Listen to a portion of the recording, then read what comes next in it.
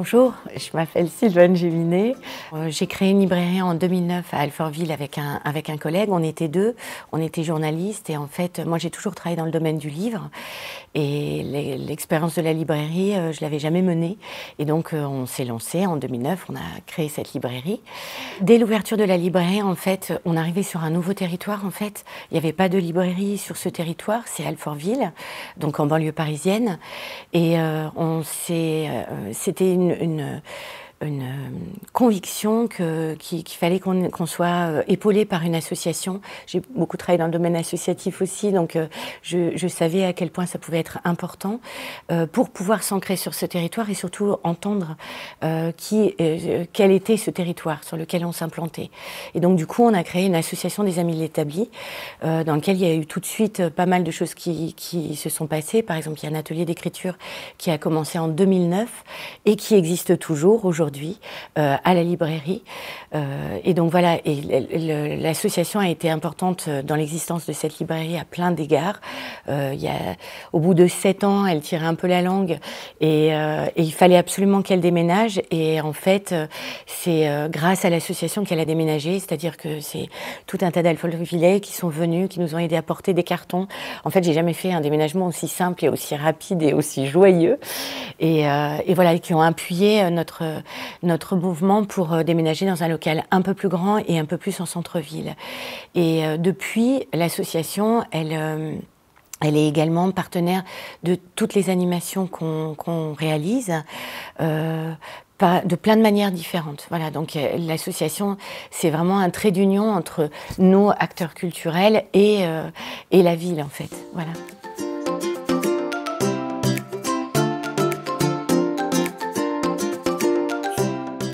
En fait, on a monté donc il y a 2 ans une manifestation de littérature pour les ados et les jeunes adultes qui s'appelle Vous êtes l'étincelle, donc qui est en référence au texte de Vincent Vimino qui s'appelle Nous sommes l'étincelle, qui est l'histoire de jeunes qui font sécession et qui est un texte qu'on avait beaucoup aimé. Et en fait, lors d'un rendez-vous avec la directrice de la médiathèque, je lui ai dit que je rêverais de faire une manifestation autour de la littérature ado et immédiatement elle a dit ok. Elle m'a fait rencontrer à l'époque, c'était il y a 2 ans, mais l'équipe s'est renouvelée, donc voilà, elle m'avait fait rencontrer Mariam, donc la directrice c'était Marie-Christine, et avec Mariam on a créé in extenso cette manifestation de littérature ado. C'est parti d'une volonté qui était, et d'une observation double, qui était celle de voir qu'il y avait quelque chose qui se passait dans la littérature ado, que comme c'est une littérature de niche, elle est extraordinairement inventive, elle est très pugnace, elle est fantaisiste, enfin il y a plein de qualificatifs qu'on peut mettre sur la littérature ado. On avait fait venir Clémentine Beauvais, je pense qu'elle en est une bonne, elle dit bien le dynamisme elle a écrit là-dessus le dynamisme de cette littérature-là. Et puis, on a beaucoup d'adolescents qui viennent à la librairie. Beaucoup pour les prescriptions scolaires, par exemple. On travaille beaucoup avec les enseignants, on les accompagne du mieux qu'on peut parfois sur les projets qu'ils ont. Et en fait, plutôt que de dire que les ados lisent moins, ce qui, à mon sens, est pas complètement vrai, ils lisent vraiment différemment. On avait envie de valoriser ça, c'est-à-dire de montrer qu'en fait, peut-être qu'on n'entendait pas ce qui les préoccupait, ce qu'ils avaient envie de lire, et voilà, qu'on surplombait un petit peu cette question-là. Et du coup, on a essayé de réfléchir lors de cette manifestation avec Mariam, avec Marie-Christine, donc avec la médiathèque, quelque chose qui soit une manifestation pour les ados, mais également par les ados. Donc la première année, on avait un club ado qui a fait des petits portraits où on a travaillé, on se voyait régulièrement et on a travaillé à élaborer 3 questions, donc ils faisaient des petits portraits des auteurs invités. Et cette année, c'était ça a été encore l'étape supplémentaire, c'est-à-dire qu'on leur a demandé de venir avec nous pour modérer les débats.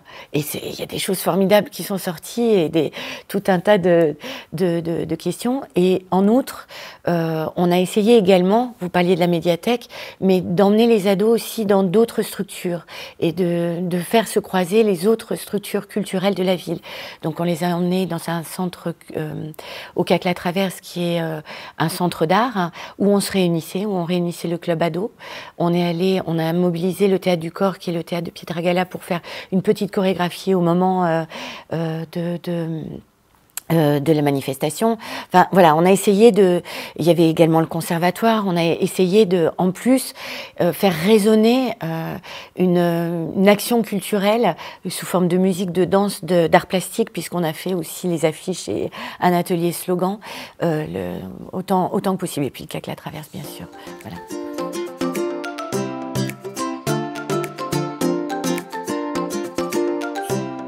Alors, je pense que, enfin, en tant que libraire, les adolescents que je vois, enfin, qui viennent à la librairie, il y a eu à un moment donné un engouement pour le manga qui existe toujours.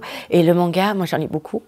Donc, le manga est de la littérature et peut être une source d'imaginaire, d'inventivité, enfin, de tout ce qu'on trouve dans la littérature, j'allais dire, plus classique. En discutant avec eux, oui, il y a des choses qui changent. Par exemple, ils sont aussi très acteurs, en fait. Ils sont pas seulement consommateurs, entre guillemets. Ils ne lisent pas seulement, ils écrivent aussi.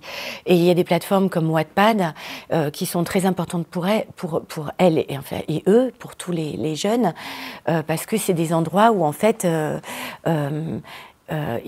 enfin, comment dire, enfin, de ce qu'ils me disent eux, c'est-à-dire c'est pas moi ma lecture de Wattpad qui est intéressante, c'est eux ce qu'ils me disent, c'est que ils sont dans une bienveillance les uns vis-à-vis des autres. Pas nous, en fait, nous, peut-être tout de suite, nous adultes, j'allais dire, il y a peut-être tout de suite un regard un peu normatif, peut-être, ou c'est peut-être ce que je perçois à travers ce qu'il me renvoie, même si on a des discussions autour de la littérature. Mais en tous les cas, ce qui se passe que ce soit Wattpad pour l'écriture, puisqu'il y en a beaucoup qui écrivent, là, notre marraine, la marraine de cette édition-là, Julia Thévenot, qui a donc publié un ouvrage Millepertuis aux éditions Gallimard qui est juste réjouissant. Elle a fait des fanfictions sur Wattpad et elle parle justement de ce laboratoire. Et je pense que tous ces lieux, y compris un peu les réseaux sociaux, il y a quelque chose qui se passe dont ils s'emparent et parfois c'est génial. Ce qu'ils en font, c'est génial. Voilà. Ils sont beaucoup plus acteurs, je pense. Voilà.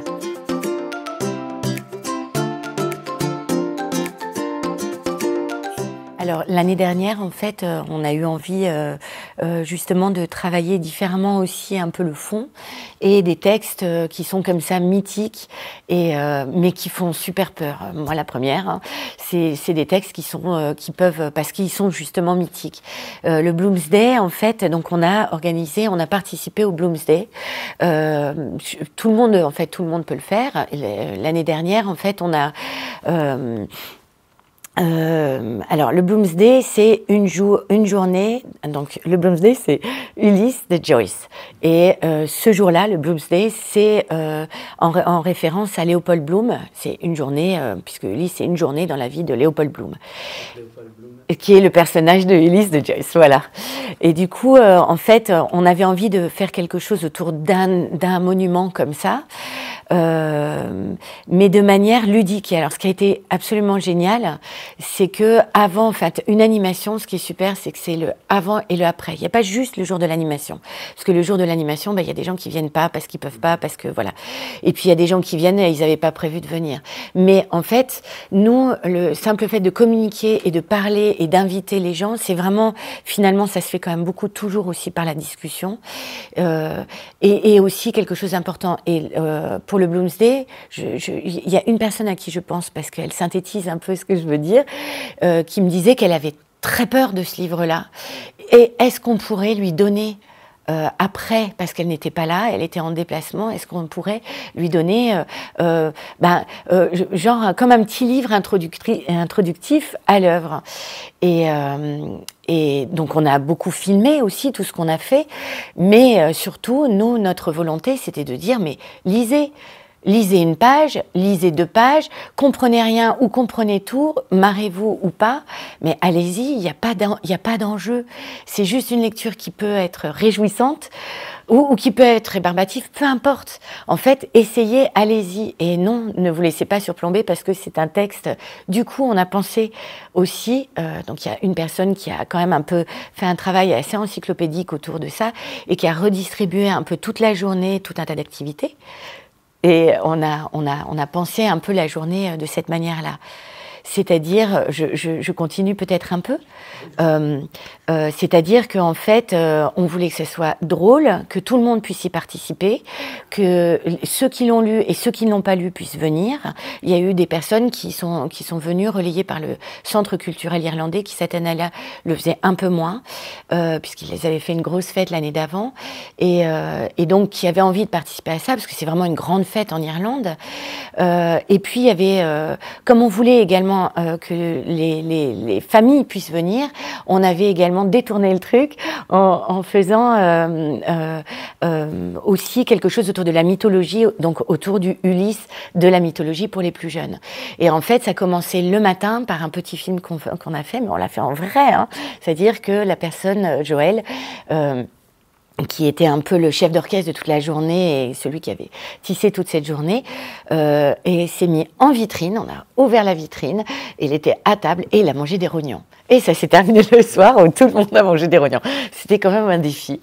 Voilà. Donc il y a l'aspect un peu ludique, mais il y avait aussi l'aspect parfois très érudit. C'est-à-dire qu'on essayait de donner aussi toute la réception de cette œuvre, qui est une porte d'entrée dans cette œuvre-là, parce que ça raconte aussi une histoire, ça dit quelque chose. En fait, on essaye de prendre plein de petits, plein d'angles, et surtout le fil conducteur, c'est que ça soit réjouissant, que nous-mêmes, en tant que libraires ou en tant qu'amis de l'établi, on y prenne plaisir, quoi. On met beaucoup d'énergie dedans et en fait, on a envie que ce partage, que ce soit vraiment un moment de partage. Voilà.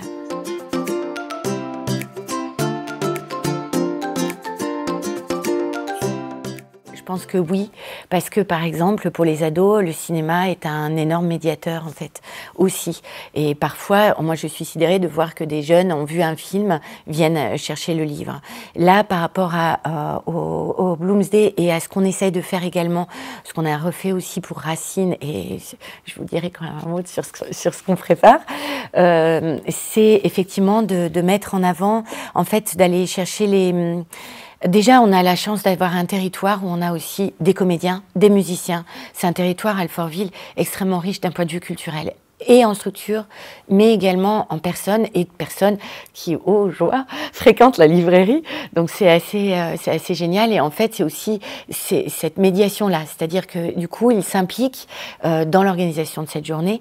Et le théâtre, des impromptus de théâtre ou de comédie, la musique, le chant, ça a été des énormes portes d'entrée parce que ça interroge. Et en fait, c'est aussi venu du fait que quand on a ouvert la librairie, en fait, on était dans un petit local et la seule manière qu'on avait d'intervenir, c'était dehors sur le marché. Fallait y aller, hein, dehors sur le marché. C'est-à-dire, fallait faire concurrence aux marchands de pommes, etc. Et en fait, en même temps, du coup, on alpaguait tout un tas de gens et on continue avec cette idée qu'on va et dehors, en fait, on fait rentrer dans la librairie pour suivre des choses, mais on se met aussi devant la librairie pour faire justement des impromptus. On va vraiment à l'extérieur aussi, voilà.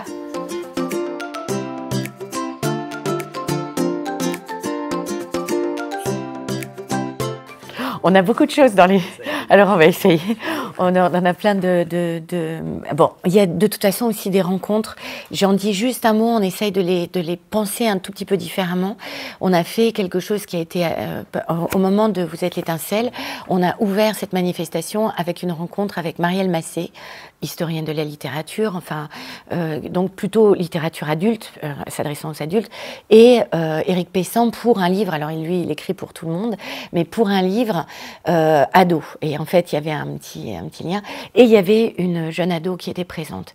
Et en fait on essaye de plus en plus d'essayer de faire, quand on fait des rencontres, j'allais dire traditionnelles avec des auteurs, justement de faire des duos où ça puisse rassembler et interroger. Et du coup, c'est vrai que dans la salle, il s'est passé quelque chose qui était fabuleux. Avec Sylvain Pathieu, c'est pareil. Il s'est passé quelque chose qui était vraiment chouette. Qu'Anouche Kuntz, c'était aussi très très bien. Donc il y a toutes ces animations qu'on continue. Hein. Là, on a une belle rencontre avec Louise Oligny autour de la fête de la musique. Ce sera la première fois qu'on le fera. Pour ce qui est des événements qui vont demander un travail au long cours, beaucoup plus important, ça va être bien sûr de reconduire Vous êtes l'étincelle. Alors là, en essayant de travailler, parce que l'équipe de la médiathèque s'est renouvelée, donc il faut qu'on voit un peu, parce que cette année, du coup, la première année, c'était l'équipe vraiment avec qui on a mis en place les choses, et cette année, ça s'est passé un petit peu différemment. Puis c'est toujours comme ça, hein, dans les manifestations, quand on les lance, faut aussi un peu de patience, faut continuer à travailler, et donc on a plein de réunions pour voir comment le continue. Moi j'ai déjà des envies plein et des auteurs dans la tête autour d'une thématique qui surgirait d'une parole portée par une ado justement, et moi vraiment je voudrais aller plus loin dans cette intervention des ados, et c'est important que ce soit eux qui s'emparent de cette manifestation et qu'ils soient associés au choix des auteurs qui sont invités par exemple. Ça serait l'étape encore d'après, petit à petit. Et donc ça serait pour Vous êtes l'étincelle. Et on prévoit pour le mois de novembre une journée autour de Pérec. Ça serait jubilé avec Pérec. Voilà.